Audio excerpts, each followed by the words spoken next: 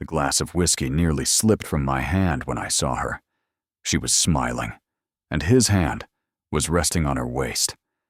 In that exact second, the untouchable CEO, the man who never lost his composure, ceased to exist. And what I did next sealed the fate of us all. The ballroom of the Langham Hotel in Manhattan was filled with New York's elite. The soft rhythm of jazz, the delicate clink of crystal glasses, and the low murmur of million-dollar deals being negotiated around me formed the familiar soundtrack of my life. I was Alexander Vale, the man who acquired companies before breakfast, dismissed executives with a single nod, and above all, never showed emotion. But when my eyes landed on Elena Rivers, the air vanished from my lungs. She wore a wine-colored silk gown, elegant enough to belong in a museum and dangerous enough to ruin a man's self-control. Her dark hair fell in soft waves over her bare shoulders, and she was laughing. A bright, effortless laugh I would have recognized in a crowd of 1,000 people. And the man making her laugh was Richard Albright, a foreign investor, arrogant, charming in the way men like him believed money excused everything. He was known for collecting beautiful women the way other men collected sports cars. His hand rested at Elena's waist with an intimacy that made something cold and violent wake inside me. A deafening buzz filled my head. The blood that usually ran cold and calculated through my veins suddenly burned. "She isn't yours," a rational voice warned me. But something deeper answered, "Not yet." There was no strategy, no risk analysis, none of the discipline that had made me the youngest and most feared CEO in the country. There was only instinct. I crossed the ballroom. The crowd seemed to part before me, as if sensing the storm moving through the room. My executives, partners, and board members lowered their eyes when they saw my face. By the time I reached them, I did not say a word. I simply stopped beside Elena, my presence cutting through their laughter like a blade. She turned toward me, and her smile faded. "Alexander," she whispered, her voice lower than usual. Her eyes, usually so sharp and defiant, widened slightly. I looked at Richard. "Albright," I said, my voice calm enough to be dangerous. "I believe you are confusing my consultant with one of your distractions." Richard raised his eyebrows, then gave a nervous laugh as he stepped back. "We were only talking, Vale. Your consultant is a fascinating woman." "She is my consultant," I repeated, placing weight on the word "my" before I could stop myself. "And this conversation is over." I did not wait for his answer. I guided Elena away from the ballroom, ignoring the curious stares following us. We walked in silence through marble corridors until we reached a private terrace behind the hotel, hidden from cameras, gossip, and polite society. The moment the glass door closed behind us, Elena pulled away from me. "What do you think you're doing, Alexander?" she snapped, crossing her arms. The night wind lifted strands of her dark hair around her face. "You can't drag me out of a gala like I'm one of your corporate assets." He was touching you. The words came out colder than I intended. He was being polite. We were networking. Networking? I let out a dry laugh. "Is that what you call it?" Her chin lifted. "You have no right to act like this." She was right, and that made it worse. I stepped closer, but stopped before I could crowd her. I forced my hands into my pockets, because the last thing I trusted in that moment was myself. "You know the rule, Elena. You know what happens if my brother finds out there is anything between us. He will use it to remove me from the board." "Then stop looking at me like that in public," she shot back. "I am not your secret, Alexander, and I am definitely not your property. If you can't control yourself, maybe you should be the one giving up your position." Her audacity was a sweet poison. She knew exactly where to strike. She knew my empire, the company my grandfather built and I turned into a global corporation, was being watched by my older brother, Nathan. He was waiting for a scandal, a weakness, one crack in my armor. And the board's golden rule, written into the company charter by my late father, was clear. The CEO could not be romantically involved with any employee, consultant, or direct affiliate of the company. The penalty was immediate removal from leadership and the loss of voting control. Elena was my crisis consultant. Technically, she was forbidden. "You think I care about the board right now?" I asked, my voice dropping. Her eyes flashed in the dark. "You should." "I know." "Then act like it." For one moment, neither of us moved. The noise of the gala was distant behind the glass. Out here, there was only the city below us, the cold air between us, and the truth neither of us wanted to say. Finally, I stepped back.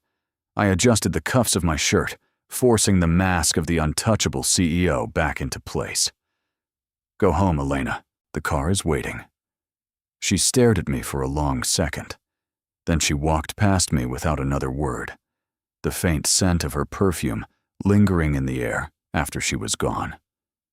I remained on the terrace alone, with the taste of whiskey on my tongue and jealousy burning through my chest. To understand how the coldest man in New York lost his mind over a woman who once swore she would ruin his life, we need to go back 6 months. 6 months earlier. The boardroom on the 50th floor of Vail Tower was a monument to power. Glass walls, a mahogany table worth more than most homes, a panoramic view of Manhattan that reminded me every morning exactly what I owned. I was bored, brutally bored. My directors were presenting quarterly reports, but my mind was already on another acquisition. That was when the glass door opened, and my executive assistant, Martha, stepped in with a look of contained panic. "Mr. Vail, the crisis consultant. The board insisted we hire for the Tokyo merger audit has arrived. She says she needs to speak with you immediately." I exhaled and rubbed my temple. The board, encouraged by my brother Nathan, had forced this external auditor on me as a way to keep me under watch. I expected a conservative woman with gray hair, a stack of documents, and no intention of disturbing my day. "Send her in," I said, without looking up from my tablet. High heels clicked against the marble floor. Steady, confident. Not the hesitant steps of someone intimidated by my office. I looked up, and the room stopped. She was not what I expected. She was young, probably in her 20s, with dark hair pinned into a professional knot that failed to tame a few rebellious waves. She wore a perfectly tailored black suit, but it was her face that held me still. Intelligent brown eyes, sharp as blades, a mouth that looked made for trouble. But it wasn't her beauty that made me close the tablet. It was the folder she dropped onto my mahogany table with a heavy thud. "Alexander Vail," she said. Her voice was smooth but edged with steel. "I'm Elena Rivers, and your merger project is a ticking bomb about to take your entire empire down with it." The room went silent. My directors froze. No one spoke to me like that. No one contradicted me in my own boardroom. A slow, dangerous smile touched my mouth. I leaned back in my leather chair and studied her from head to toe. "Is that so? And who the hell are you to walk in here and insult my intelligence, Miss Rivers?" "I'm the woman the board hired to save you from yourself," she replied, without blinking. And apparently the only person in this room who read clauses 4 and 5 of the Tokyo contract. Clauses that violate antitrust regulations and could put you in court instead of on the cover of Forbes. I leaned forward, resting my elbows on the table. "You're arrogant, Miss Rivers. And you're reckless, Mr. Vail. That should make us a perfect pair for this audit." The silence that followed was thick. There was electricity in the air, a spark of challenge I hadn't felt in years. She was not afraid of me. Worse, She was analyzing me, and judging by the faint gleam in her eyes, I was not passing the test. "Fire the legal team responsible for the Tokyo contract," I ordered, never taking my eyes off Elena. The directors shifted in shock. "Mr. Vale, the protocol," I said. "Fire them." The room went still again. I turned my attention back to her. "Miss Rivers, starting today, you have full access to every department in this company. You will report directly to me." A wave of murmurs moved around the table. Elena arched one eyebrow. "Directly to you? You wanted access. Now you have it." Her mouth curved into the smallest smile, a smile of victory. "Very well, Mr. Vale. I should have known then. That was the day I made my greatest mistake. I thought keeping her close would let me control her. I thought I could monitor her, challenge her, eventually break through that perfect composure of hers. I did not understand that I had just invited fire into my own house, back to the present. The cold wind on the terrace pulled me back to reality. Inside, the gala continued as if nothing had happened. Music played. Champagne flowed. Deals were made. No one knew a civil war had just begun inside my chest. I took my phone from the inside pocket of my jacket and dialed a number. My head of security answered on the second ring. "Mr. Vale? Marcus, I want everything on Richard Albright. His companies, his debts, his secrets, every weakness he has." There was a pause. "Sir, he's one of the gala's investors. What did he do?" I closed my eyes. The image of his hand on Elena's waist burned behind my eyelids. He crossed the line. Marcus understood better than to ask another question. "I'll handle it." I ended the call and slipped the phone back into my pocket. Then I fixed the knot of my tie. The untouchable CEO had returned, but the mask had cracked. Elena thought she could deny me, challenge me, and still expect me to remain civilized. She was forgetting one essential thing. I was not a good man. And when I decided I wanted something, the world had two choices: move out of my way, or burn. I walked back toward the ballroom. I needed to find her, not to claim her, not yet, but to remind every man in that room that some temptations were dangerous to touch. My forbidden desire was no longer just a weakness. It had become an obsession, and I was about to risk my entire empire for the woman who could destroy me. The morning sun cut through the clouds over Manhattan, flooding my office on the 50th floor with a cold, merciless light. I had not slept. The bottle of whiskey I had finished after the gala sat empty on the coffee table in my penthouse, and the expensive suit I had worn the night before was wrinkled over the back of a chair. I stood before the panoramic window, holding a cup of black coffee that had gone cold hours ago. My reflection stared back at me from the glass. Bloodshot eyes, a locked jaw, the posture of a man standing on the edge of a cliff, trying to decide whether he was about to open his arms and fly, or fall. The intercom on my desk gave a soft beep. "Go ahead." My voice came out rough, scraped raw by sleeplessness and too much whiskey. "Mr. Vale," Marcus's voice came through, metallic and professional. "The overnight report. As instructed, the news about Richmond Capital's sudden withdrawal leaked to the financial press at 6 this morning. Albright Holdings opened in free fall.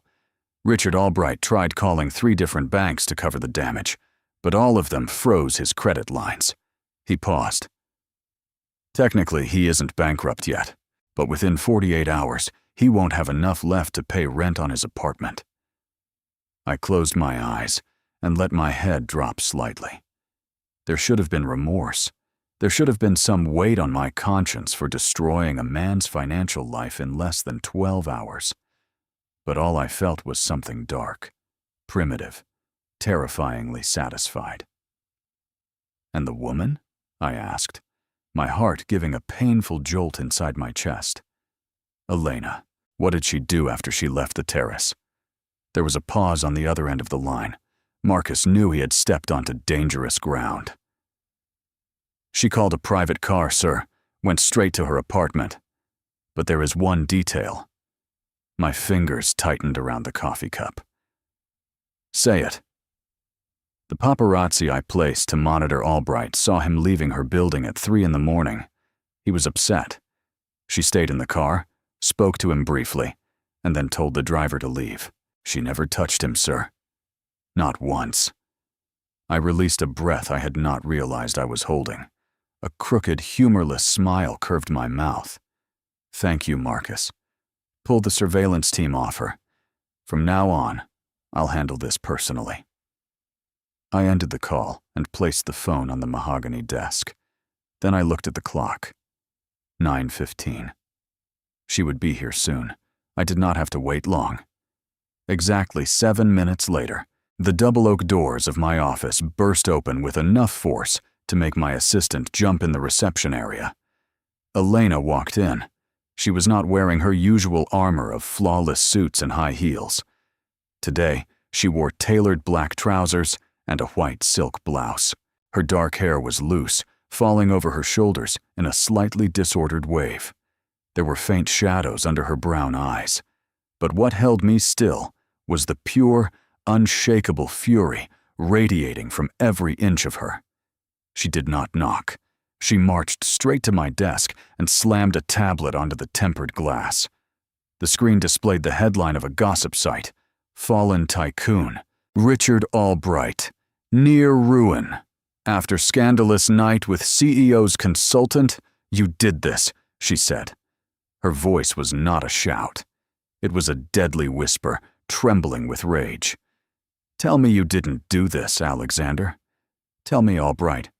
Holdings collapsing overnight was just some cosmic coincidence.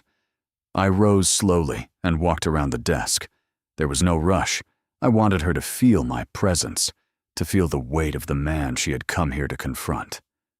Good morning to you too, Elena, I murmured, stopping a few feet from her. Her scent reached me. Jasmine. Coffee.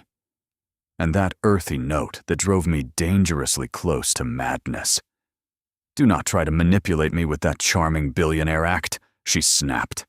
She stepped forward and jabbed one finger against my chest, directly over my heart.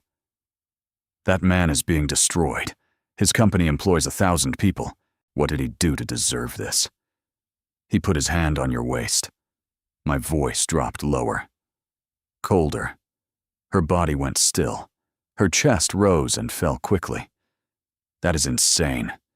You ruined a man's company because he was polite to me at a party? He was not being polite, Elena. He was making a point.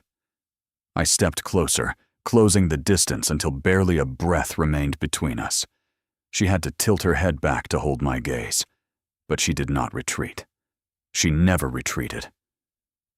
And I do not tolerate men making claims on what they have no right to touch. I am not yours, she shouted, her voice finally breaking, revealing the exhaustion and pain beneath the anger. I am an adult woman, Alexander. I am your consultant, and you are acting like a man who thinks he can buy and destroy people as if they are pieces on a chessboard. The pain in her words cut like a cold blade beneath my ribs, but my mind was no longer fully in the present. It dragged me back 3 months. 3 months earlier. Rain poured violently over New York. The flight back from London had been cancelled, and we were trapped in the presidential suite of the hotel. It was 2 in the morning. The coffee table was covered with merger documents, empty wine glasses, and the electric tension that had been consuming us for weeks. I stood near the window, watching the city lights blur through the rain, when I felt her eyes on me. I turned.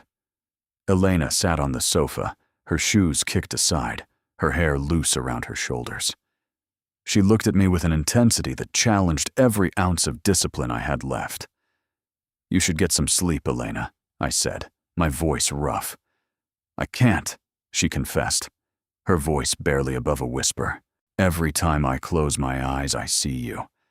And that is unacceptable. I crossed the room in 3 long strides.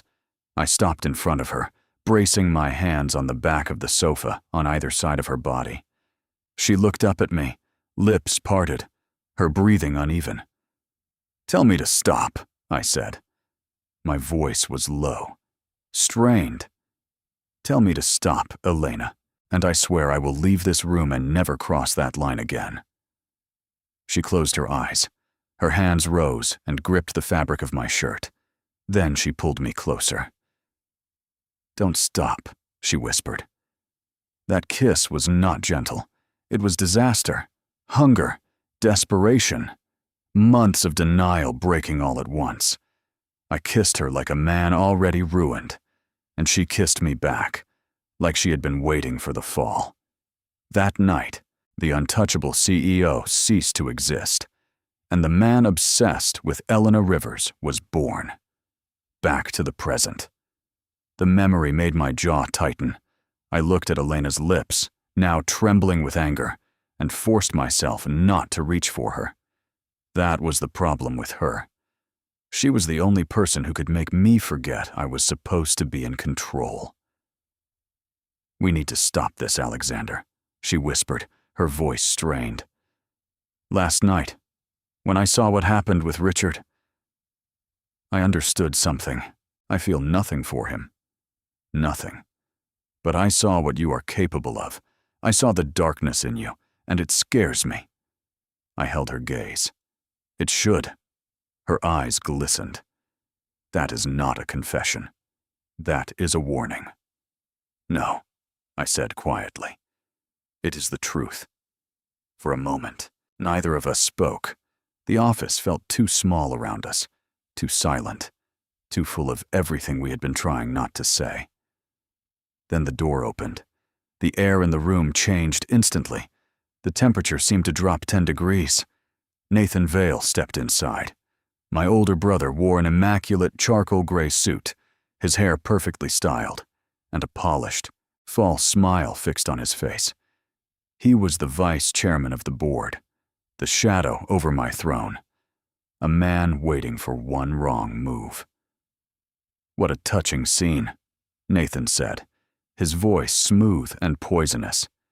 He closed the door behind him with a soft click. "Brother, Miss Rivers, I hope I'm not interrupting a strategy meeting." Elena stepped back quickly, putting distance between us.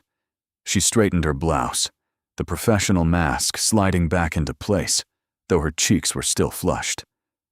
"Mr. Vale," she said, her voice steady despite the slight tremor in her hands. "We were reviewing the audit reports."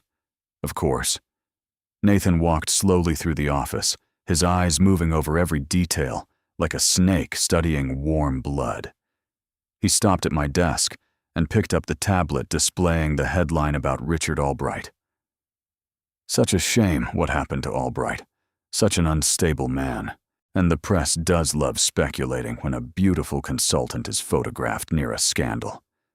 My fists closed at my sides. "What do you want, Nathan?" Nathan lifted his eyes. The smile vanished, revealing the predator beneath the mask. "The board meets next Tuesday, Alexander. The morality clause in your contract is very clear. The CEO cannot involve the company's image in personal scandals." He glanced at Elena, then back at me. "And having your lead consultant tied to a man you just financially destroyed? Well, the independent directors are getting nervous. Richard Albright is my problem. Elena's audit is untouchable." I stepped forward, placing myself between Nathan and her. "If the board wants to question my leadership, they can schedule the vote. I will answer them myself." Nathan laughed softly, dryly. "You're blind, Alexander. You always have been. You think your power is absolute. But the truth is, you are losing control." His gaze sharpened. "First, the Tokyo merger nearly cost us billions. Now this scandal, and you." He looked from Elena to me with poorly hidden contempt. You are acting like a jealous animal, not the CEO of Vale Global. Get out of my office." My voice was so low and dangerous, it seemed to vibrate against the glass walls. Nathan raised his hands in mocking surrender. "As you wish." He turned toward the door, then paused. "But remember this, brother. On Tuesday, the votes will be counted. If the board decides you are a risk to the company, they will activate the clause. You will lose voting control. You will lose the chair. You will lose everything." Then he left. The door closed softly behind him. The silence that followed was deafening. I looked at Elena. She was pale, her eyes wide as the truth of Nathan's words settled over her. She knew how hard I had worked to build that empire. She knew the company was my grandfather's legacy, the only thing that still connected me to the memory of my father. "Alexander," she began, her voice faint. "He is going to use this. He is going to call a vote. Let him try." I turned toward the window, refusing to let her see the chaos in my face. "You don't understand," she said, frustration spilling over. "If you lose the company, you lose your life. Your legacy. Everything you built. Why? Why are you willing to risk all of that for us? For something that shouldn't even exist?" I turned back to her. Then I walked to where she stood and stopped inches from her. Her eyes were shining with unshed tears. "Because my legacy means nothing if I cannot look at you at the end of the day, Elena." My voice was a desperate whisper, the most honest confession I had ever made. "Nathan can take the shares. He can take the buildings, the cars, the money. I do not care. The only thing I refuse to give up," I drew a breath, "is you." A single tear slipped down her cheek. "You are an arrogant fool, Alexander Vale," she whispered. "I know." For a second, I thought she would walk away. Instead, she stepped closer and pressed her forehead against my chest.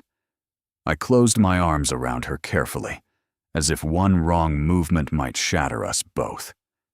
For a moment, the world outside disappeared. The board. Nathan. Richard's ruin. The rules. All of it faded. There was only her warmth, her breath, and the devastating certainty that I was already lost. But when she pulled away, reality returned like a blade. Elena wiped the tear from her cheek and reached for her bag on the desk. Her eyes avoided mine. "I can't do this to you, Alexander," she said, her voice broken but firm. "I will not be the reason you lose your company." My chest tightened. "Elena, before the board meeting on Tuesday, I'm resigning." The word struck harder than any threat Nathan had made. Before I could answer, before I could take one step to stop her, she had already crossed the office. The door opened, then closed, leaving me alone in the silence. I looked at the clock. 9:45. 4 days until the board meeting. 4 days until my brother tried to tear my heart out of the company. And 4 days until the woman I loved tried to tear herself out of my life. I walked to the desk, picked up the phone, and dialed my lead attorney. "Alexander, it's early for—" "Clear my schedule for the week," I interrupted, my voice cold and lethal, the untouchable CEO taking control once again. "And arrange a private meeting with the minority shareholders tonight, all of them." There was a pause. "Alexander, what are you planning?" I looked at my reflection in the glass. A dark smile curved my mouth. Dangerous. Absolute. A war. My eyes hardened. And my brother has no idea he already started it. The private club in the heart of Manhattan was buried in shadows and the expensive scent of aged leather, cedar, and Cuban cigars. It was 2 a.m, but the reserved room beneath the club was still lit and occupied.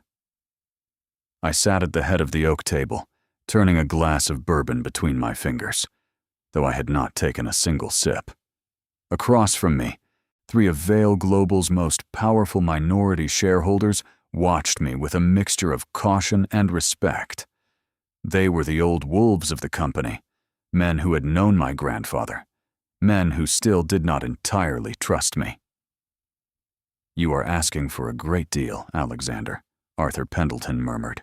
He was 70 years old, with silver hair and the eyes of a hawk. "Asking us to vote against Nathan on Tuesday is not a business move. It is a declaration of war inside your own family. The board will hate the scandal. The board hates losing money more." My voice was cold, sharp as broken glass. I opened the black leather folder in front of me and slid a stack of documents across the table.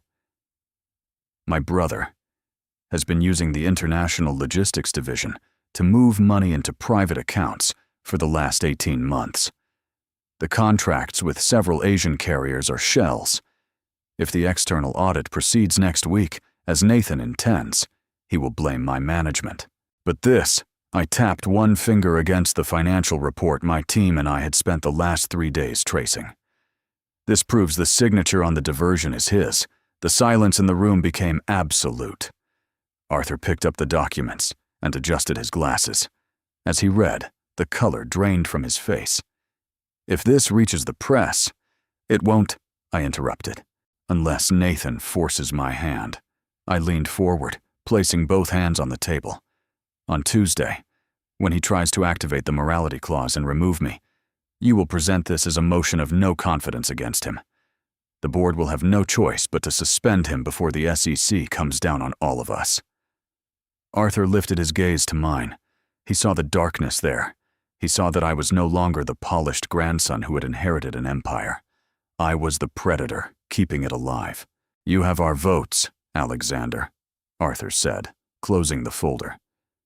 "But tell me something. Why risk all of this? The press is already saying you lost your mind over a woman." My jaw tightened. Her name burned on my tongue, but I refused to give them the satisfaction of hearing it. Because my company, my legacy, and my blood mean nothing if I am not the man in command of my own fate. I rose and buttoned my jacket. "Good night, gentlemen." I left the club beneath a thin Manhattan rain. The cold air struck my face, but it did nothing to cool the fire burning in my chest. I had secured my victory for Tuesday. Nathan was dead, politically speaking.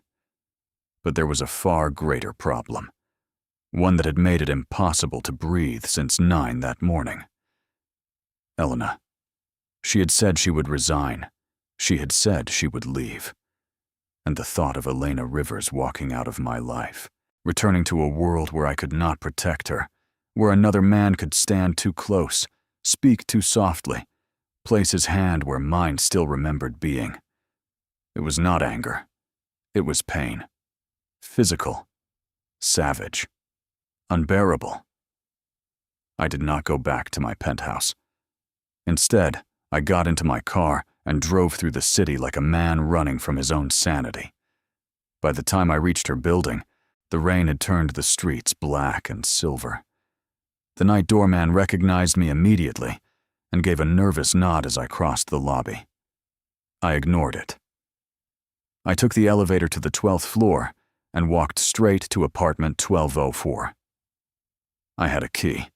She had given it to me in London, on a night when wine and vulnerability had made her lower her guard, a key she had probably regretted handing over ever since. I unlocked the door and stepped inside. The apartment was dark, lit only by the pale yellow glow from the streetlights beyond the balcony. But it was not the darkness that froze the blood in my veins. It was the sound of a zipper. I turned on the living room light. Elena was in the middle of the bedroom, kneeling in front of an open leather suitcase. She was throwing clothes into it without order. Shirts, jeans, the few belongings she kept there. She froze and looked up sharply. Her eyes were red. Her face was bare of makeup. and she was wearing one of my old shirts. "Alexander?"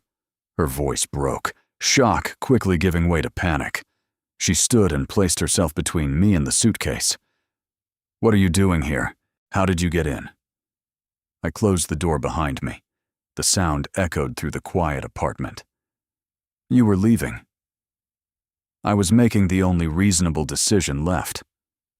She crossed her arms over her chest, trying to look composed, though she was visibly trembling. "I already wrote my resignation letter. It's on my desk. Tomorrow morning I'll send it to HR. You'll be free, Alexander. Nathan won't have anything to use against you."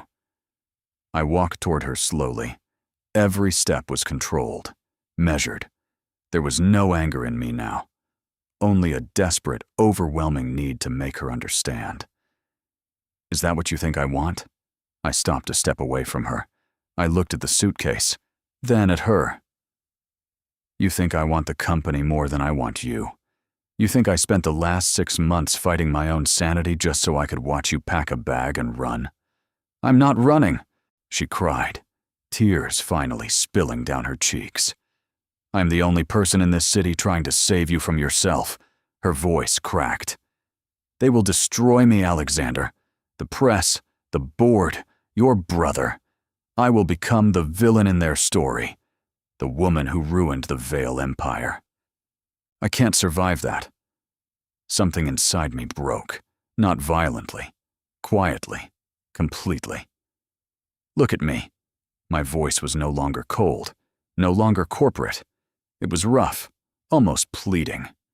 I lifted my hands and held her face gently, wiping the warm tears from her cheeks with my thumbs. "Elena, look at me." She obeyed. Her brown eyes were full of fear and exhaustion. "The Vale Empire was a ruin long before you walked into my life," I whispered. The confession left me like a secret torn out by force. My father died obsessed with this company. My grandfather used me to keep it standing. And I became a ghost haunting the 50th floor. My throat tightened. Until you walked into my boardroom and looked at me like I was just a man. Not a fortune, not a name, not a weapon. She let out a broken breath, her hands rising to grip my wrists. "You matter more to me than any of it, Elena." I lowered my forehead to hers, our breathing mixed in the silence between us. "If you walk out that door, you are not saving me. You are taking away the only part of my life that still feels real." Her lips trembled. "Alexander, do not make me choose between you and Vale Global." I closed my eyes, because I already know my answer. For a moment, neither of us moved. Then the resistance in her shoulders gave way. She collapsed against my chest and buried her face against my neck, crying softly. I wrapped my arms around her and held on as if she were the only solid thing left in a collapsing world. "I'm so scared," she whispered against my skin. "I know." I kissed the top of her head. "I know, my love." Her arms tightened around me. "What if they come for me?" "Then they go through me first." She lifted her face. The fear was still there. But beneath it, there was something else. Trust. Fragile. Terrifying. Real. I kissed her slowly. Not to claim. Not to conquer. But because I did not know how else to tell her that I was already hers. That night, the world outside faded. There was no Nathan. No board. No scandal. No empire waiting to fall. There was only Elena in my arms in the quiet, devastating truth that I loved her. God help me.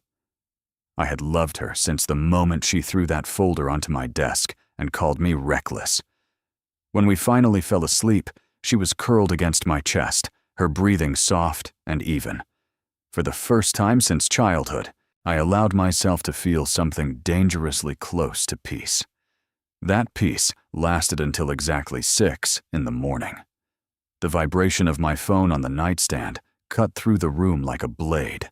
I ignored it the first time. The second time, Elena stirred against me, murmuring something unintelligible, and I realized that being CEO did not leave me alone even when I was holding the woman I loved. I reached for the phone. The screen glowed in the darkness. Marcus. I answered in a whisper so I would not wake her. Speak. Sir. Marcus sounded tense. That was rare. I'm sorry to wake you, but this is an emergency. You need to turn on the television, or check the financial ledger. I sat up slowly, the blood beginning to heat in my veins. What happened? Your brother didn't wait until Tuesday. My grip tightened around the phone. What did he do? He leaked the story. But it is not just about the gala with Richard Albright. A cold premonition pressed against my chest. What else? Marcus hesitated. He leaked internal emails from Vale Global servers. They have been altered, but proving that will take days. The emails make it look like Miss Rivers accepted payments from an Asian competitor to leak confidential information about the Tokyo merger. The air left my lungs. He's not painting her as your lover, sir. Marcus's voice dropped. He's painting her as a corporate spy. For 1 second I could not move. Then Marcus continued. Financial crimes investigators have already issued a warrant to bring her in for questioning. They are on their way to her apartment. The press is outside the building. I ended the call. The silence in the bedroom became heavy, suffocating. I looked at Elena.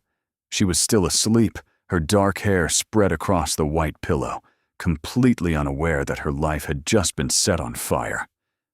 Nathan did not only want my company, he wanted my soul.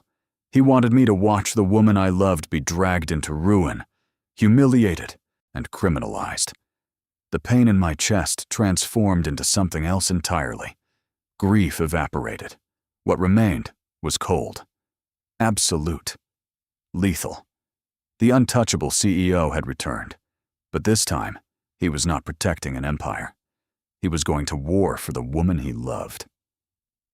I got out of bed, pulled on sweatpants, and grabbed my phone. I dialed the best criminal attorney in the country, a man who charged by the minute and had never lost a case. "Pick up, Daniel," I said, my voice sounding like the devil himself in the quiet room. He answered on the 4th ring. "Alexander? Do you know what time it is?" "I don't care." I looked toward the door. "We have an emergency. Assemble your team. No one touches Elena Rivers. Not the police. Not the press. Not my brother." His voice sharpened instantly. "What happened?" "Nathan fabricated evidence and sent investigators to her apartment." A short silence. Then Daniel swore under his breath. "I'll mobilize the team now." "Do it fast." I ended the call and walked to the window, looking down at the city beginning to wake beneath me. Behind me, Elena shifted in the bed.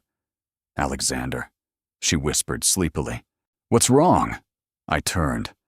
For one moment, I allowed myself to look at her as the woman I loved. Then the CEO took over. "Get dressed." She sat up, suddenly alert. "Why?" I crossed the room and crouched in front of her, taking her hands in mine. "Because Nathan made his final mistake." Her face paled. "What did he do?" I held her gaze. "He made you his target." Fear flickered across her expression. Then anger. Good. I needed her angry. I needed her standing. Because the world outside that door was about to try to break her, and I was about to break it first. "Listen to me carefully, Elena. In less than 10 minutes, investigators may be at your door. The press is already outside. My lawyer is on his way. You will not answer questions without him. You will not sign anything. You will not explain yourself to anyone who does not have our attorney present." She swallowed hard. "Alexander, am I being accused of something?" The words felt like acid in my throat. "Corporate espionage." Her eyes widened. For a second, the room seemed to lose all sound. Then she pulled her hands from mine and stood. "That son of a—" Her voice broke, not with fear this time, but fury. I almost smiled. There she was, my Elena. Not fragile, not helpless, furious, brilliant, deadly in her own right. "He forged emails?" she asked. "Yes.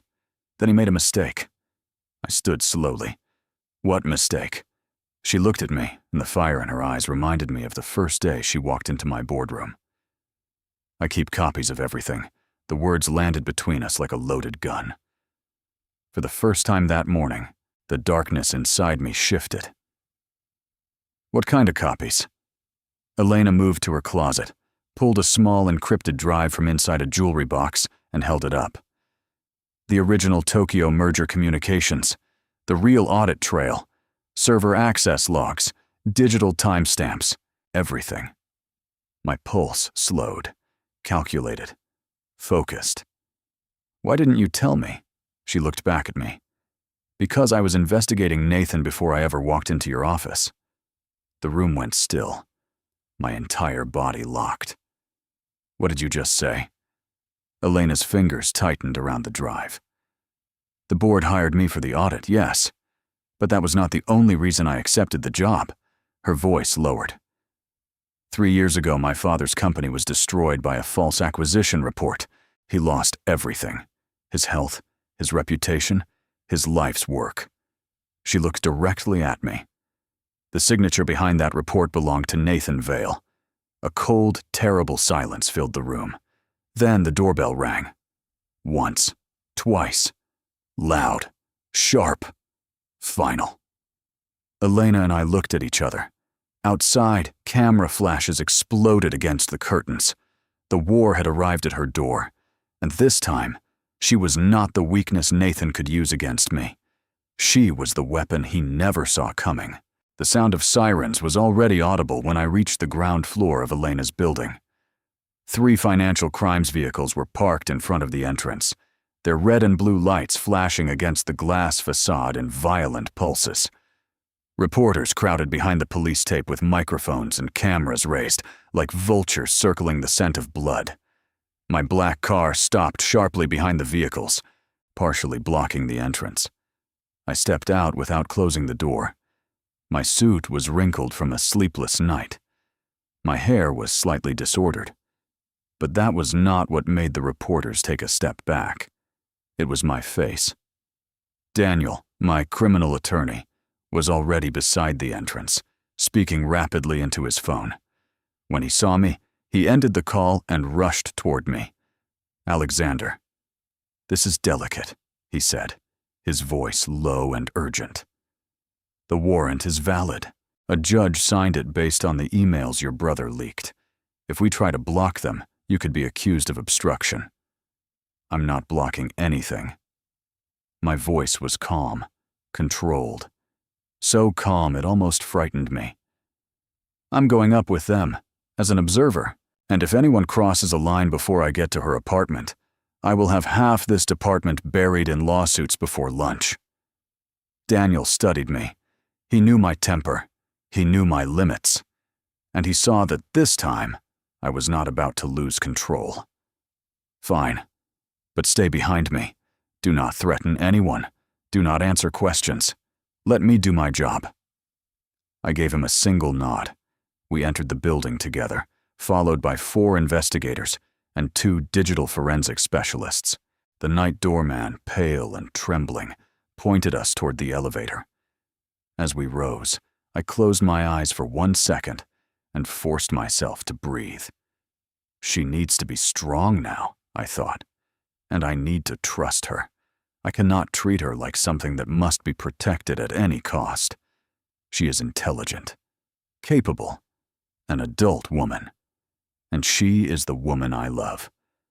The difference between possession and love, I was learning in the cruelest way possible, was that possession tries to control. Love trusts. The elevator stopped on the 12th floor.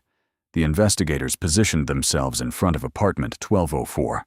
One of them knocked hard. "Federal agents. Open the door, Miss Rivers." Silence. He knocked again. "Miss Rivers, we have a warrant. Open the door, or we will be forced to enter." Footsteps sounded on the other side. The lock turned. The door opened slowly. Elena stood in the doorway. She had put on sweatpants and a wool sweater over the shirt I recognized as mine. Her hair had been tied back in haste, and her face was bare of makeup. But it was not the simplicity of her appearance that hit me in the chest. It was the look in her eyes. There was no panic, no tears, only a cold, determined calm, the same calm I had seen in my own mirror for years. "Good morning, gentlemen," she said, her voice firm and clear. "I was expecting you." "Come in." The investigator stepped inside, clearly surprised by her composure. I entered last and remained near the door, respecting the space Daniel had silently warned me to keep. Elena did not shrink. She did not hide behind me. She walked to the living room, sat on the sofa, crossed her legs, and watched as the forensic specialists began searching the apartment. "Miss Rivers," the lead investigator said, showing her the warrant. "You are suspected of corporate espionage and theft of confidential trade information. You have the right to remain silent." "I know my rights, Agent," she interrupted, polite but firm. "And I also know that the emails supporting that warrant are crude forgeries. Veil Global servers keep encrypted access logs. Any serious forensic analysis will show those emails were inserted remotely from an outside IP address less than 12 hours ago." The agent blinked, surprised. Beside me, Daniel let a small smile escape. "Do you have any knowledge of who could have done that?" the investigator asked. Elena slowly turned her eyes toward me. Our gazes met. In that second, I saw everything. The fear she had swallowed, the fury, the decision she had already made on her own before I ever reached the apartment. "Yes," she said, turning back to the investigator. "And I am willing to give a statement. But not here. I will do it at federal headquarters, in the presence of my attorney, Daniel Cole, and a witness of my choosing." "You have the right to request a witness," the investigator said, surprised again by her control. "Who would that be?" Elena did not hesitate. "Alexander Vale." The silence in the room became absolute. The agents exchanged glances. Daniel raised one eyebrow, and I felt something I had not felt in a very long time. Pride. She was not asking me to save her. She was inviting me to stand beside her while she saved herself. "I accept," I said quietly, respectfully. The drive to federal headquarters was done in separate cars. Elena went with the lead investigator. I followed in my car with Daniel. The press, of course, followed us. But this time, I did not care about the cameras. When we arrived, Elena was already in the interview room, waiting for us. She had refused the coffee they offered her, refused the water too. She sat upright, hands folded on the table, eyes fixed on the door. When I entered, she looked at me. And for the first time since the night before, I saw a small, sad, genuine smile touch her lips. I sat beside her, keeping a respectful distance. I did not touch her. I did not pull her close. She needed to know I was there because she wanted me there, not because I was keeping her there. Daniel spoke immediately. "Before we begin, Agent, I would like it formally recorded that my client is fully cooperating with this investigation. She did not run. She did not destroy evidence. She did not lie, and she has crucial information that will clear her name and identify the people responsible." The lead investigator, a tired-looking man in his 50s, nodded. "Very well. Miss Rivers, do you recognize the emails presented as evidence?" "I recognize them," Elena replied clearly. "And I state under oath that I never wrote, sent, or received those emails. They are forgeries, and I know exactly who arranged them." "Who, Miss Rivers?" She drew a careful breath. Then she glanced at me, as if asking for silent confirmation. I gave her a small nod. "You decide. I trust you." Nathan Vale, she said, his name leaving her lips with perfect steadiness. Vice Chairman of Vale Global, older brother of Alexander Vale. The investigator looked up from the file. Do you have proof? I do. Elena opened her bag and removed a small black encrypted drive.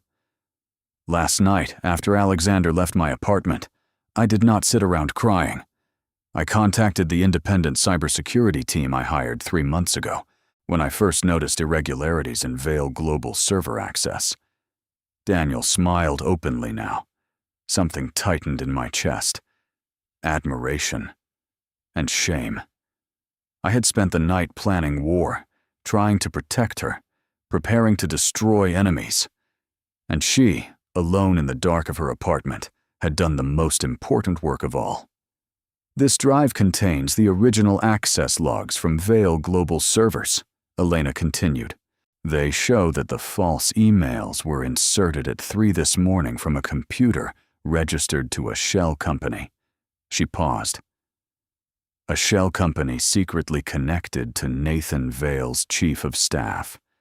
The investigator took the drive carefully, as if she had handed him a live grenade. This is serious, Miss Rivers. If what you are saying is true, it is true, she said. And I have one more statement to make. Her posture stiffened. I am not Alexander Vale's mistress. I never was. Our relationship was professional. Strictly professional. Any suggestion otherwise was orchestrated to discredit me and damage his reputation. I turned to her, stunned. Daniel did the same. Elena, she looked directly into my eyes. Alexander, I will not be the woman who costs you your company. I will not be the scandal Nathan uses against you. If I have to say that nothing ever happened between us to protect your position on the board, then that is what I will say. The air became heavy. I could feel the weight of that decision. She was giving up our truth in public to protect me. Slowly, I stood. Daniel looked concerned, but I did not turn to him. I turned to Elena. Then I did something no one in that room expected. I knelt beside her chair, not to beg, not to force anything, only to meet her at eye level. Elena, I said, my voice low enough that only she and Daniel could hear. I love you. I have loved you since the day you threw that folder onto my desk and called me reckless, and I will not let you erase us to protect me. She closed her eyes. A single tear slipped free. Alexander, please. No. My voice was soft, but firm. Listen to me. I spent my entire life building walls. I thought power meant needing no one. I thought love meant possession, control, ownership. I shook my head. You taught me I was wrong. Her lips trembled. Love is trust. It is letting the other person be strong. It is standing beside them, not in front of them. I took her hand gently, not tightly, just enough for her to know I was there. We're going to walk out of this room together, and we're going to tell the truth, that we love each other, that this is not a scandal. It is my life, and if the board cannot live with that, then they can remove me. I held her gaze. But I will not lose you, Elena. Not like this. Not for a lie. She opened her eyes. Tears fell freely now, but the smile that touched her lips was the most beautiful thing I had ever seen. You are stubborn, Alexander Vale, she whispered. I am. I smiled back. But I'm your stubborn fool. I rose and returned to my chair. Then I looked at the investigator, who had been watching us in silence, clearly moved despite himself. Agent, I said, my voice recovering the firm, confident tone of the CEO. My consultant and I will give our statements together.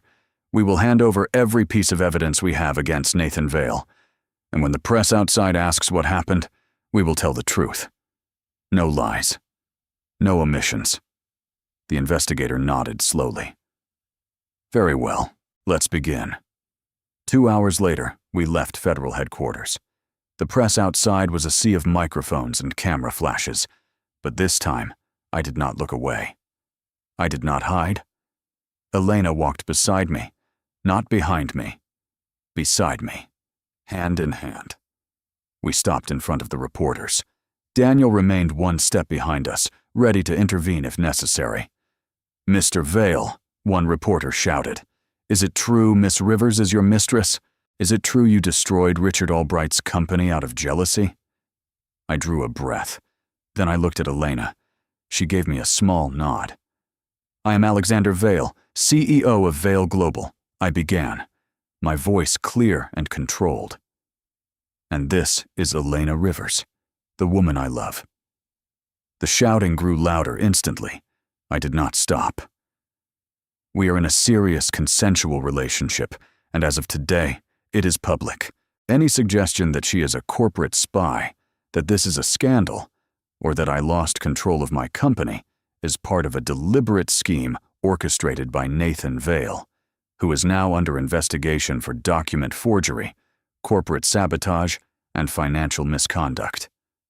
Chaos erupted. Reporters shouted over each other. Cameras flashed violently. "Mr. Vale, will the board remove you? Are you going to lose the company?" "The board may do what it believes it must," I said, cutting through the noise. "But let me make one thing clear."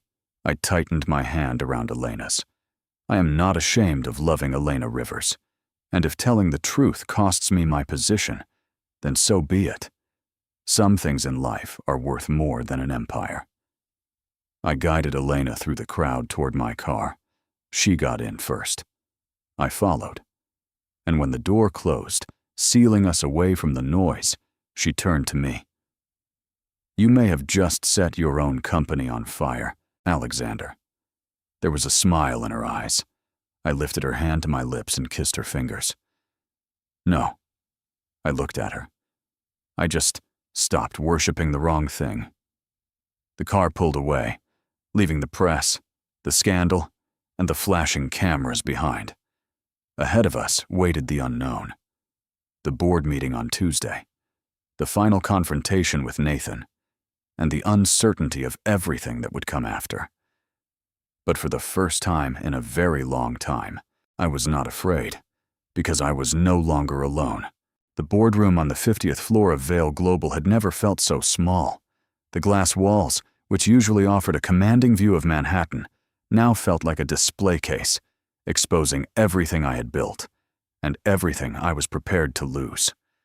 The oval mahogany table was surrounded by 12 leather chairs. 11 were occupied. Nathan sat to my right, his posture immaculate, a predator's satisfied smile touching his mouth. He believed he had won. The press had turned the scandal into a circus. Vale Global's shares had dropped 8% at the market open, and he had spent the entire morning making calls, securing votes from the independent directors. I sat at the head of the table, as I always had, but beside me, in the chair that was usually left empty, sat Elena. She wore a flawless black suit, her dark hair pinned into a low, elegant knot. Her makeup was minimal, just enough to sharpen the brown eyes that swept across the room with cold composure. She was no longer merely an external consultant. She was my official guest, and everyone in the room understood what that meant. "Let's begin," Arthur Pendleton announced, tapping his pen against the table. The oldest member of the board looked at me over his glasses, his expression unreadable. "Alexander, you requested this emergency meeting. The matter is delicate." "I know, Arthur," I replied, my voice calm and controlled. "And I appreciate the opportunity to clarify the facts before any vote is taken." Nathan gave a low, mocking laugh. "Facts? Brother, the facts are on every financial channel in the country. Your consultant," he looked at Elena with poorly hidden contempt, "is suspected of corporate espionage, and instead of terminating her contract and cutting ties, You held a press conference and admitted to a relationship. You turned Veil Global into a reality show. Actually, Nathan, Elena interrupted, her voice sharp as a blade. You are the one who turned this into a spectacle. The silence that fell over the room was absolute. Nathan blinked. No one interrupted him. No one dared. Until her. Elena rose slowly. There was no tremor in her hands, no hesitation. She walked to the center of the room and stopped in front of the projection screen covering the opposite wall. "Ladies and gentlemen of the board," she began, her voice clear and steady. "I'm not a spy. I never was. And I have the evidence to prove it." She picked up the remote and pressed a button. The screen came alive with documents, access logs, bank records, and ownership charts. 3 months ago, when I noticed suspicious access to Veil Global servers, I hired an independent cybersecurity team. I did not inform Alexander because I wanted certainty before making accusations. She clicked to the next slide. Bank transfers appeared on the screen. These are accounts connected to a company called Apex Solutions, a shell company registered in the Cayman Islands. But what you do not know is that Apex Solutions owns 3 luxury properties in Miami. She clicked again. 2 names appeared. Nathan Veil and his chief of staff, Marcus Teague. Nathan went pale. The smile vanished from his face, replaced by something much closer to panic. "That is a lie," he snapped, rising from his chair. "This is a setup. She is forging evidence to incriminate me." "Sit down, Nathan," Arthur said coldly. He was already flipping through a folder he had received before the meeting. "Federal investigators have confirmed the authenticity of these documents, and there is more." Arthur lifted his eyes and looked directly at my brother. "The forged emails used to incriminate Miss Rivers were sent from a device registered to Apex Solutions. The originating IP has also been linked to your chief of staff's office." Nathan collapsed back into his chair. His face had gone gray. His hands trembled. I can explain." "No explanation will save you now." My voice was low, clean, sharp as a guillotine. I rose and walked slowly toward him. "You tried to destroy my company. You tried to destroy the woman I love. And in the process, you committed federal crimes." I stopped in front of him and looked down. There was no satisfaction in my chest, only a deep, unexpected sadness.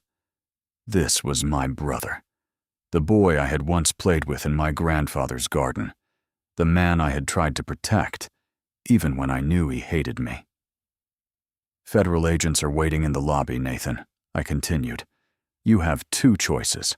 You can walk out through that door and be arrested in front of the entire company. Or you can resign now, surrender your voting shares, and leave through the private exit." I held his gaze. "The decision is yours."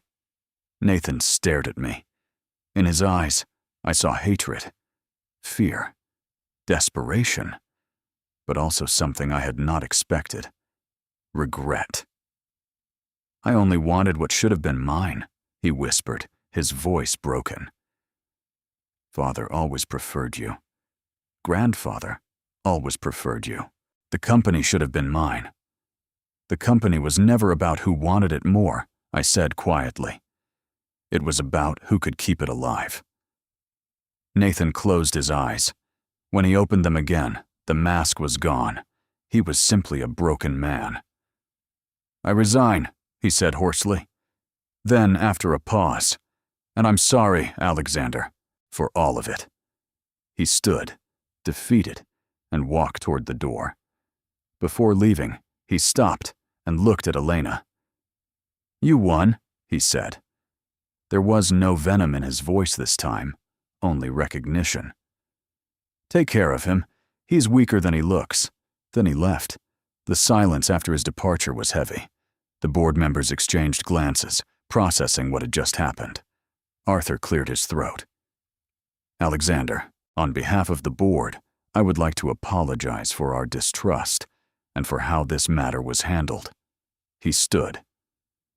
Your leadership not only protected this company from financial disaster, but also exposed a betrayal that could have cost us billions. He extended his hand. The board stands with you, and with Miss Rivers. If the two of you wish to continue your personal relationship, that is no longer this company's concern. What matters is that Vale Global is safe. I drew a slow breath, feeling months of tension finally begin to loosen inside my chest. I shook Arthur's hand. Thank you, Arthur. Then I looked at Elena. She stood at the center of the room, her expression unreadable. But in her eyes, I saw everything. Pride, relief, and something warmer, something that felt like home. Ladies and gentlemen, I said, turning back to the board. There is one more matter I would like to address. I walked to Elena and stopped in front of her. I did not kneel. I did not make a spectacle. I simply took her hands and looked into the brown eyes that had changed my life. Elena Rivers is no longer just my consultant, I said, my voice firm, though warmer than it had ever been in that room. Effective immediately, I am recommending her as Chief Strategy and Innovation Officer of Vale Global, with a permanent seat at this table. A quiet murmur moved through the boardroom. I did not look away from her. She earned that position by doing what none of us managed to do. She saw the truth before the rest of us were willing to face it. Elena's eyes softened. Alexander. I squeezed her hands gently. And yes, I continued, allowing the smallest smile to curve my mouth. She is also the woman I love, the woman I intend to marry, if she ever decides I am worthy of that honor. Several board members smiled. Arthur lifted his glass of water in a silent toast. But I had eyes only for Elena. She looked at me with unshed tears shining in her eyes. A slow, radiant smile touched her lips. You have not actually proposed yet, Alexander, she said, her voice trembling with emotion. True, I smiled back. I have always been somewhat premature when it comes to you. A soft laugh escaped her. I leaned closer, lowering my voice so only she could hear. Elena Rivers, would you consider spending the rest of your life tolerating me as my partner, my equal, my home, because I am nothing without you, and I do not want to be. A tear slipped down her cheek and landed on my hand. Yes, Alexander, she whispered, 1,000 times, yes. I kissed her. Not for the board, not for the press, not for the world, for us. A promise that whatever came next, we would face it together. 3 months later, the rooftop garden above my penthouse was decorated with white flowers and candlelight. It was not a grand wedding with hundreds of guests and a multi-million-dollar spectacle. It was just us, our closest family, our most loyal friends, and Arthur Pendleton, who had insisted on being my best man. Elena walked toward me in a simple white silk dress, her hair loose, her feet bare against the grass. She did not look like the queen of a corporate empire. She looked like the most beautiful woman in the world. When she reached me, she took my hands. Are you nervous? She asked, a teasing smile on her lips. Terribly, I admitted. What if I forget the words? What if I stumble? What if... She laughed and silenced me with a kiss. You never stumble, Alexander Vale, she whispered against my mouth. But if you do, I'll be here to catch you. And that was exactly what she did, for the rest of our lives. When the officiant asked if I took her as my wife, I did not hesitate. I do.